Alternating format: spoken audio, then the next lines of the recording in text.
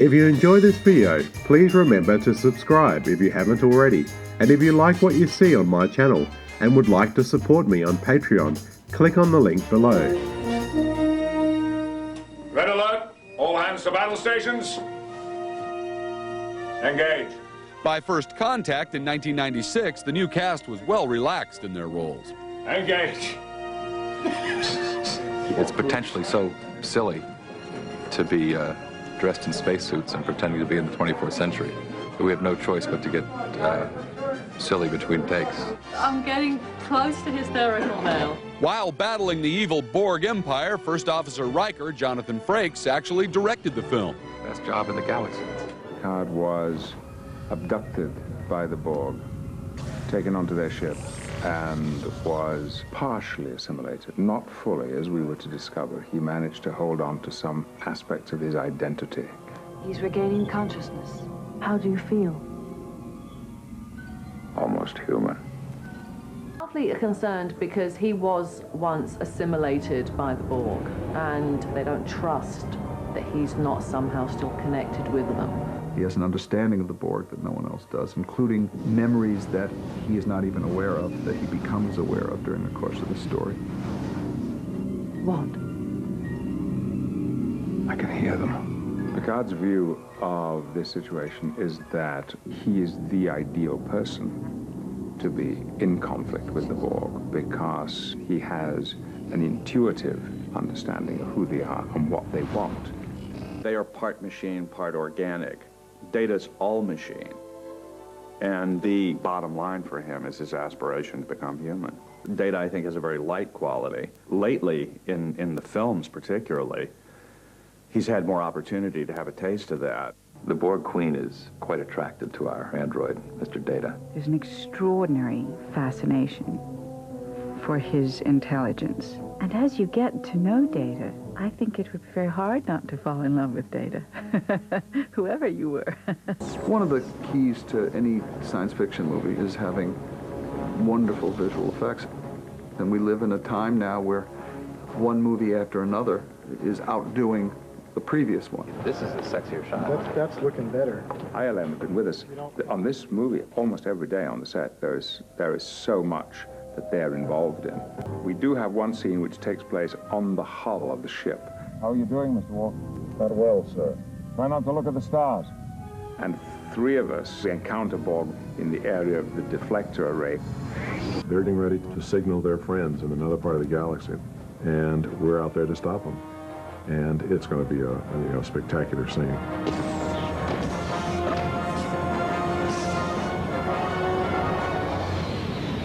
The elements that went into creating this sequence included high-tech props, blue screen backgrounds, pyrotechnics, and complex stunts. To simulate weightlessness, the actors themselves were required to suit up for the situation. It's just like being in a body brace.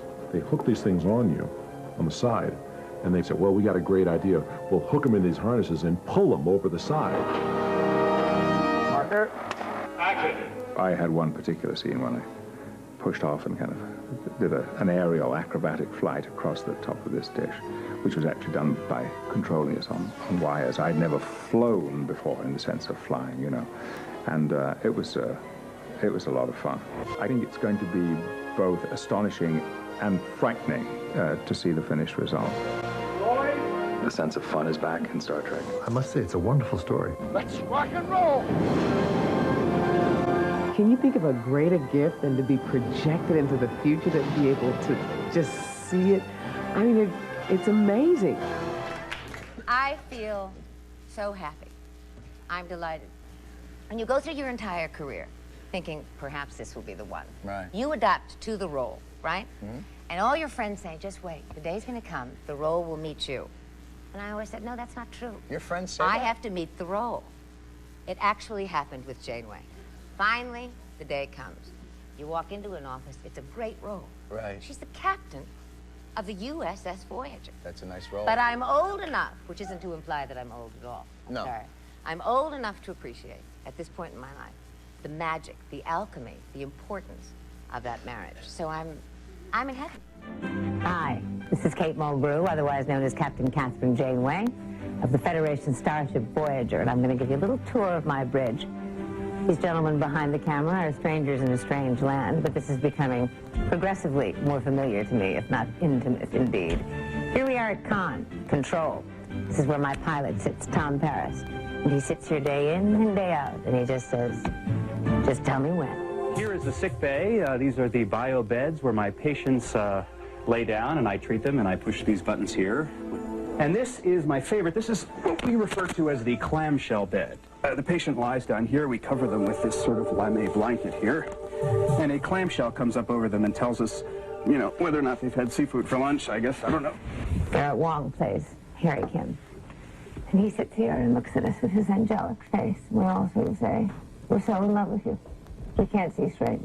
Nobody cares what's happening to the boys. Because everybody's madly in love with you, Garrett Wang. Here we are. This is engineering. This is the hunting grounds of Torres, the bowels of the ship. And we're going to head on over to one of the most important parts of the USS Voyager. This is the warp core. The state that it's in right now, this is at impulse power. And right now, let's go to warp. There we go. Warp power right there. Warp power is when you are bending space. You have warp 1, 2, 3, 4, 5, 6, 7, 8, 9. The highest is 9.9. You can't be warp 10. Because if you're warp 10, that means you are at every point of the universe simultaneously. We have ATM machines over here, actually, in case you need to get some cash. There are little stickers you can see up here with, they're just saying, this says access panel, but underneath there's always some type of funny message. Like this one, it says, remember, no matter where you go, there you are. This last one is, just sit right back and you'll hear a tale of a fateful trip. It started from this tropic port aboard this tiny ship. My first officer, Chakotay, who is the head of the Maquis, sits here. He often sits here like this. And I, ostensibly, sit in this chair. However, I so seldom sit, it's become a joke. I'm always here saying, you want to screw around with me, you're in trouble. For I dipped into the future, far as human eye could see, saw the vision of the world and all the wonder that would be. I can't say it better than Lord Tennyson, can I? Well, here we are. This is the transporter room. This is the transporter pad that we're on right now. And as you can see, we can beam in a 1, 2, 3, 4, 5. A family of 6 can come in here. This was the original transporter ceiling used in Star Trek I, the first film. They sort of revamped it for, This is the sensor, touch sensor pad, which beams somebody in, beams somebody out. What bigger treat would it be than to go back into the past and board the original Enterprise and have a mission there? And Ron immediately said, it's got to be The Trouble with Tribbles. It has to be The Trouble with Tribbles. It's the most popular show. It's got to be a comedy. It's got to be a romp. We were talking about Tribbles, and I said, well, you know, the only guy from the Tribbles episode who we could probably get would be Charlie Brill. I think, you know, he's still around, still acting. I think I'm the only person that they brought back from the original episode because I think I'm the only one alive. To be asked back to a show that has this kind of stature, it's being asked to make history again. They did a brilliant job writing us into this whole thing. This is definitely going to be a classic episode because we're piggybacking ourselves onto a classic episode. It is an incredibly clever concept. Odo brought out a Tribble and I go, oh, Tribbles, you know, here we go again. The original Starship had to be recreated inside and out. The Enterprise is absolutely authentic to the original, which is in the Smithsonian, which is 11 feet long. The one that we use for this show is 5.5 feet, exactly 1/2 scale. We want the audience to believe not just that we found a clever way to cut back and forth between two pieces of film, between our guys saying one thing and then them saying something else. We wanted you to believe that we'd actually gone back to the Enterprise. What was great was we were supposed to react to it like, wow, we're on the Enterprise. And it was easy because it felt like, wow, we're on the Enterprise. It looks so real. What should we do? Get to battle stations. On a Ironically, some of the props in the original series were so simple, they were hard to duplicate.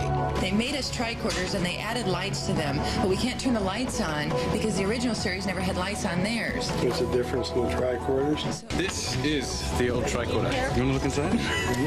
You can probably see yourself in there. We can't. We can pick up anything but cable. The Colomini, for example, was working with one of the original communicators. They were the flip beam me up Scotty communicators, which we all did as kids. And he was trying to make it work, and he couldn't make it work yesterday. And suddenly a hand came from off camera, picked it up, and said, "This is how you do it." We looked around. It was Walter Koenig. He won't buy it, will he? The other thing that everyone really got into a lot, and it's even in the episode, is, as you can see, is the idea of putting our people in those old costumes. It's really fun. I mean, from having false eyelashes and I have a beehive hairdo, down to having go-go boots and a mini skirt. Star Trek deals with the potential of man's spirit. It deals with a very uplifting message that the future is a better place to be. That people in future centuries will be better off than we are. And I think when you live in times where there's a lot of hopelessness and there's a certain degree of despair in the world, that being able to see something that shows a brighter future is attractive to people. Because of the success of First Contact, and because I brought it in on budget, and because it made money, I was blessed with Insurrection, which was an entirely different type of movie. Can anyone remember when we used to be explorers? The Academy Award-winning Jim Riegel did all the visual effects on Insurrection, who ended up going on to the Lord of the Rings trilogy. But the technology we had, there's a scene in Insurrection where time slows down, and we had to shoot it with motion control cameras. And in 1998, which I think is when Insurrection was made, motion control cameras looked like the size of a school bus. They were huge. It took them days to set up. And take us out of orbit. F. Murray Abraham and Patrick Stewart had played the same part in a show. Patrick had done it on the West End, and F. Murray had done it on Broadway. So they were fast friends, obviously, over having played this part. And they were very similar in their approach. Very passionate about the acting, very passionate about the work. And I thought F. Murray was one of the greatest villains we ever had in the franchise. Stop! Well, I thought we're getting too old for this. After today, that won't be a problem. Brent Spiner, who plays Data on Star Trek, and I are very good friends. And we've always kidded that Data is our favorite, Patrick and I. Data's our favorite. We always see fans running through conventions. Data's my favorite. Data's my favorite. But he is, without question, of our cast, the most inventive and improv-oriented actor in the company. I'm thinking of a moment at the end of Insurrection where he points, I think it's to my chest, he points to Riker's chest and makes me look down and then flicks my nose, which is a delightful, simple little thing that was not in the script. Berman said, well, we've got to get it the other way. We've got to get it without that nose flick thing that Data does. And we found ourselves in the editing room, loving it, putting it in, and again saying, Spiner. Spiner makes us look better. Yeah. 7 years is a long time. And there are very few parallels that I can draw. It's a first for me. And in great likelihood, it will be a last for me. I think that I have experienced such a rare thing under such extraordinary circumstances that I realize that I'm closing a chapter that I will review and reassess for many years to come. To go a certain way. Are you happy with how it all? I'm much happier with this ending than anything I could have devised by myself. There's no question about it. Unless people are absolutely hardened to Star Trek, every single viewer will be satisfied with this finale. We did First Contact in 96. We did Insurrection in 98. And then the feeling was, because there was so much Star Trek on television, that there wouldn't be an audience for another Star Trek movie. And I think wisely. The studio's thinking was that if we waited, instead of 2 years, we waited 4 years, we'd all get back together and we'd make another wonderful Star Trek movie. Sir? Shut up. Yes. Action! The film's first action sequence takes place on the planet Kalaris 3 with Picard, Data, and Worf on the run from a hostile alien race. In my opinion, Star Trek is about action-adventure. It is a good time. We are given a futuristic, all-terrain vehicle to drive. Patrick Stewart has been known to race cars on occasion during his time off, relished the chance to do most of his own stunt driving. I am so psyched. I feel I'm doing the Baja 400. Isn't that what it's called? I feel like I'm doing it with him. See, Mark? Gentlemen, goggles. Director Stuart Baird made his name in Hollywood as a top editor of action films, including the first 2 Lethal Weapon movies. Bring the gun up. Boom, boom, boom, boom.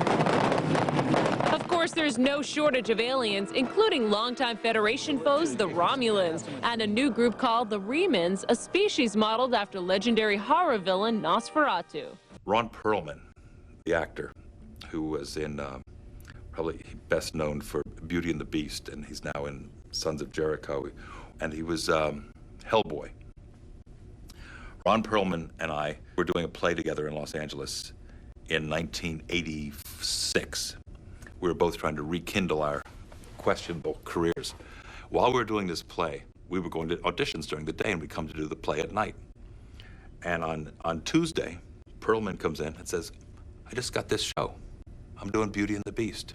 And his career took off. And on Thursday, I come in, I said, I just got this show. It's called Star Trek. They're remaking Star Trek. Now we flash forward to Nemesis, which is 2002. And he and I are in this knockdown, drag-out fight scene. You know, we've got our horrible, tight spacesuits on, and we've all tried to lose weight so we'd still look good in our spacesuits. And we've choreographed this whole fight scene, and there are cameras flying everywhere, and there's a lot of crane work. And anyway, the director, Stuart Baird, calls cut, and Perlman and I are still hanging from these wires, and we're in midair, and we're swinging around because we have no control over our bodies, and we hold each other's arms like this, and he said, Frakes, we're too old to be action heroes anymore, and he throws me off like that. We say, could you guys let us down, please? And the sets are among the largest and most detailed of any in the Star Trek saga. One of the most complex to build was the famed Enterprise bridge, which made use of a new design feature. I said, well, I want to build a set on a gimbal, something that you can move left to right and up and down and all over the place. So instead of the actors pretending there's movement, there is movement. Over the years, you know, we've been used to the cameraman shaking the camera and all of us, you know, doing this. This time we were being thrown around. All hands brace for impact. 3, 2, 1. The producers spared no expense on the production, which took nearly 4 months to film. Fire all visual phases. The script was written by John Logan, who penned the Oscar-nominated movie Gladiator. I absolutely grew up on Star Trek. Great. And from the time I can remember being alive, Star Trek was part of my life. And to have a chance to get in and start shaping some of that mythology and being involved with bringing that story forward a little bit was a dream. The main enemy ship is the creation of computer graphic imaging and was designed to be menacing, appearing 3 times larger than the Enterprise. At its helm is Shinzon, Picard's evil alter ego. I'm very lucky that I get to play the villain because he is scary. I'm a mirror for you as well. Not for long, Captain. I'm afraid you won't survive long enough to witness the victory of the Echo over the Voice. I like the idea of Picard confronting himself, and yet not himself, because the other Picard had developed quite differently because of his life experiences. Rumors about the plot were flying nearly a year ago when E.T. was on the set, with one saying not only does Captain Picard die in the film, but that Patrick Stewart helped write his own death scene. Contributing to a death scene for Picard? No, there's no truth in that. No, Picard doesn't die. Well, at least on the pages I've gotten. But there was one rumor that did turn out to be true. Riker and I finally got him. Well, you know what? I should say, he finally got me. Yes, there's a wedding. Riker, played by Jonathan Frakes, and Troy, played by Marina Sirtis, get hitched. This was a wedding in a beautiful location. Wonderful, romantic, not to say dramatic location. There were some surprise appearances at this wedding. The happy couple even wear their real-life wedding rings. Frakes got his from wife Jeannie Francis.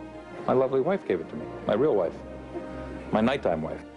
The first of 2 ceremonies takes place on Earth, with a second planned for Troy's homeworld of Beta-Z, which has the crew feeling a bit uneasy. It seems the custom there is for all participants to celebrate in the nude. Don't worry, number one. We'll get you to Beta-Z with plenty of time to spare. Thank you, sir. Where we will all honor the Betazoid tradition. Now, if you'll excuse me, I'll be in the gym. Scott Bakula preparing to take control of the Starship Enterprise. He'll star in a prequel to the 4 Star Trek series, airing here on UPN 13 this fall. It's aptly titled Enterprise. Suit up, Ensign.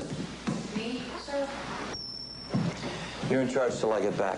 The year 2151, 100 years before the original Star Trek Voyager ever began. In the captain's chair this time around, Scott Bakula of Quantum Leap fame. I'm the first captain of the first starship to go out into space. So there's surprises. What's really fun about this is because it's ahead of Kirk and Spock, there are references to things that if you've seen the show, you will get a kick out of. Like the original series and 3 other spin-offs, Enterprise also loaded with technobabble. We're sending you a pulsar grid that should help you locate our star system. But this time around, the wardrobe, gadgets, and set all changing. New digs described as having a submarine-type feel. Run this through the translation matrix. Enterprise currently shooting here in Hollywood, and Bakula says since he's always been a big Trekker, he's looking forward to boldly going where no one has gone before. When they called and they said, do you want to be the first captain? I don't know that I would have, if they said, do you want to be the next captain in whatever century they were heading into after Voyager, I don't know that I would have done that, but to be the first captain, you know, and kind of kick it off. And the script is, you know, is fantastic, and it's unlike a lot of the other Star Trek scripts. See if you can find another hatch. Other aspects, how well this cast and crew get along together. From everyone from the publicity to UPN to the Paramount executives down to Grips. I mean, we get along so well. It's scary, but we spend so much time together. It's really important that that happens, and I do love that because I really enjoy coming to work in the morning and then just to watch the way they work. They're like it's like a ballet. They've given us so much space. I mean, as far as the feedback that comes back, and no feedback is good feedback, right? So, but they have given us extreme space in developing these characters, which is absolutely needed. My situation is a little bit different because Vulcans have already been established, and that's been done brilliantly through Spock. So I can only hope to carry on that torch, or put my little feet into those big shoes. But as far as the details, the tweaks, the choices that we choose, the way that we choose to develop these characters, they have given us free range, which is nice. It's pretty cool. I mean, it moves with me, and it's sort of like wearing lawn johns. I don't know. Sometimes it does, but it's cold on the studio, on you know, inside the studios a lot, so it works.